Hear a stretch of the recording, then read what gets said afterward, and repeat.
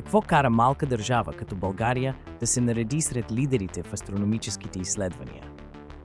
През 1807 г. високо в Родопите отваря врати Националната астрономическа обсерватория Рожен, най-голямата на Балканите и Югоизточна Европа.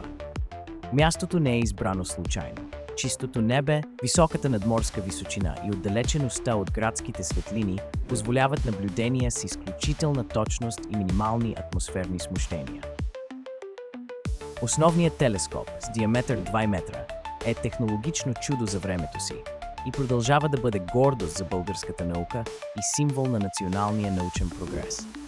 НАО Рожен не само разкрива таинствата на Вселената, но и обучава поколения астрономи, вдъхновява ученици и привлича изследователи от цял свят. Тук са откривани нови астероиди, изследвани са далечни галактики и са правени важни астрономически открития, които допринасят за глобалното разбиране на космоса. Обсерваторията е символ на българската амбиция, научен дух и принос към световната наука.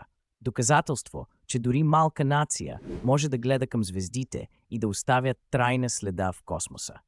Тя продължава да бъде място, където миналото и бъдещето на астрономията се срещат, вдъхновявайки нови поколения да изследват необятната Вселена.